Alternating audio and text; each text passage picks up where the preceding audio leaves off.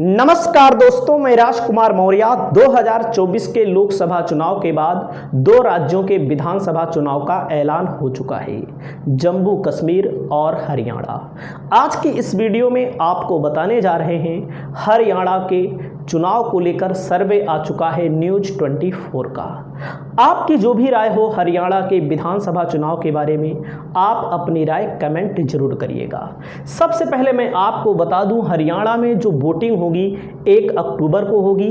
4 अक्टूबर को नतीजे आएंगे हरियाणा में भी और जम्मू कश्मीर में भी।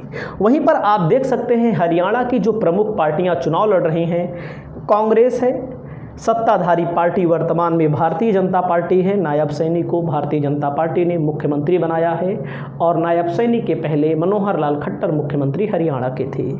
आम आदमी पार्टी भी यहाँ पर चुनाव लड़ रही है। आम आदमी पार्टी ने लोकसभा के चुनाव में एक सीट पर इंडिया गठबंधन के तहत कांग्रेस के साथ मिलकर लड़ा था। वो सीट आम आदमी पार्टी हार गई थी। कांग्रेस ने 9 सीटों पर लड़ा था, 5 सीटें कांग्रेस पार्टी जीत गई थी।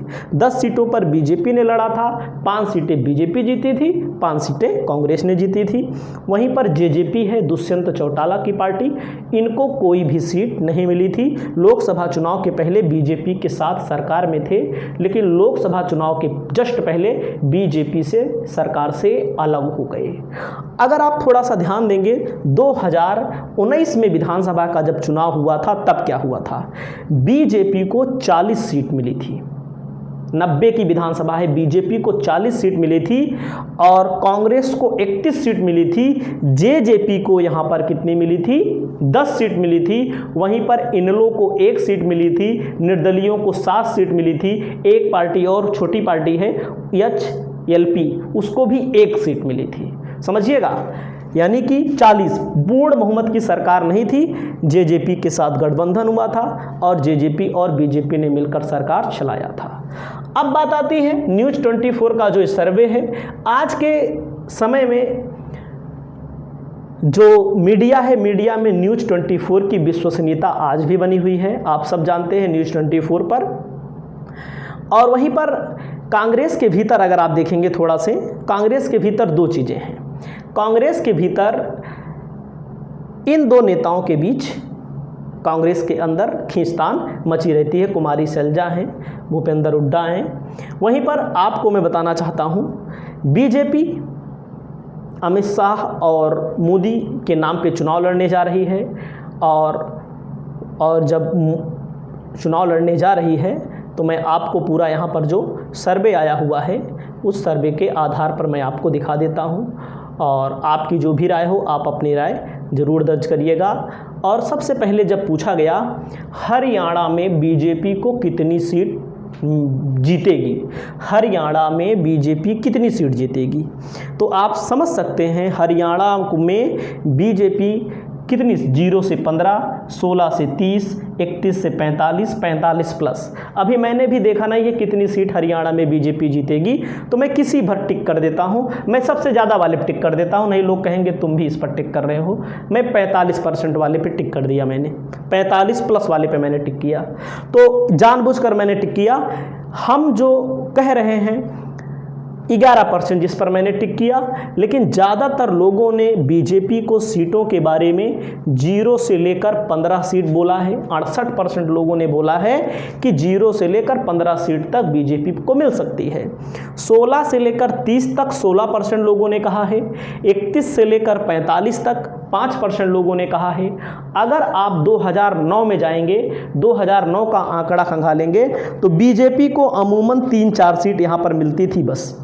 अब आप समझ सकते हैं बीजेपी का सही जो ताकतवर हुई है, 2014 में बीजेपी यहाँ पर चुनाव जीती थी 47 सीट, 2019 में घट करके 40 सीट हो गई। और मैं आपको बता सकता हूँ सीएम फेस के तौर पर कांग्रेस के भीतर देखिए किसको बनाया जाता है।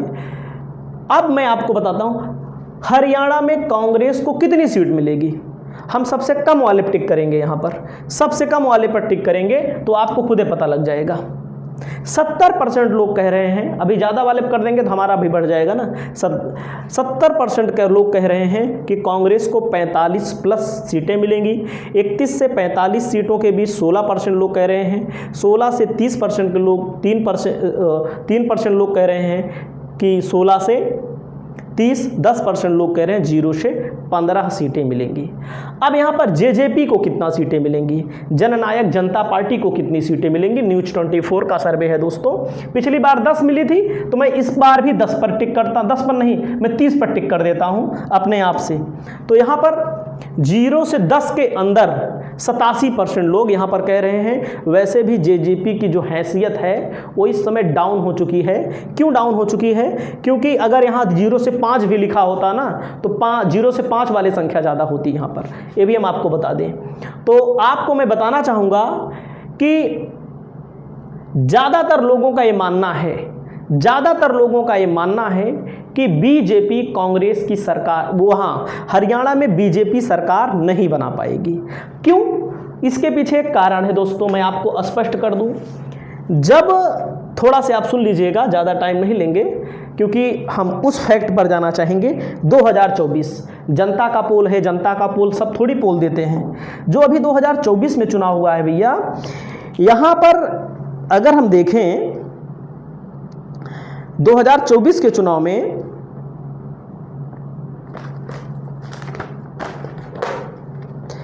बीजेपी को जो वोट मिला था लोकसभा के चुनाव में 46.11% और 56,59,000 इतना वोट मिला था। 56,59,000 वोट पूरी लोकसभा में। कांग्रेस के साथ आम आदमी पार्टी भी लड़ी थी, तो कांग्रेस को मिला था INC मतलब इंडियन नेशनल कांग्रेस, कांग्रेस को मिला था 43.67% वोट, क्योंकि कांग्रेस 9 सीटों पर लड़ी थी, बीजेपी 10 सीटों पर लड़ी थी। इसको भी आप याद रखिएगा, कांग्रेस 9 सीटों पर लड़ी थी। तो कांग्रेस को 43.67 और आम आदमी पार्टी भी इसके साथ मिलकर के चुनाव लड़ी थी। तो हम देखेंगे इसको मिला था 3.9%।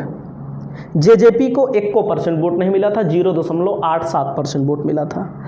तो आम आदमी पार्टी को भी 3.5 लाख से ज़्यादा वोट मिला था। यानी कि अगर आप देखेंगे कांग्रेस को 56,59,000,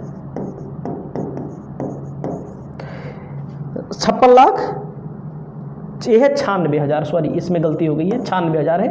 तो कुल मिलाकर के लोकसभा के चुनाव को जब आप तब्दील करेंगे विधानसभा वाइज, जब आप तब्दील करेंगे यहाँ पर, तो विधानसभा के चुनाव में, लोकसभा के चुनाव में बीजेपी को कांग्रेस आम आदमी पार्टी से कम वोट मिला था, 3.5 लाख कम वोट मिला था। तो आप यहाँ देख सकते हैं, अगर हम लोकसभा के लिहाज से देखें कि तो बीजेपी को 44 सीटें आ रही हैं, लेकिन कांग्रेस को INC और कांग्रेस आम आदमी पार्टी को मिला करके 47 सीटों पर जीत मिल रही है। कहने का मतलब ये है, अपनी तरफ से नहीं बता रहे, लेकिन लोकसभा में अलग मुद्दे होते हैं। लोकसभा में बहुत सारे लोग मोदी के नाम पे वोट देते हैं, लेकिन विधानसभा में नहीं देते हैं मोदी को वोट। तो इस आधार पे कांग्रेस की सरकार बनती हुई नजर आ रही है। बाकी आपकी जो भी राय हो, आप अपनी राय प्रमुखता से रख सकते हैं। नमस्कार।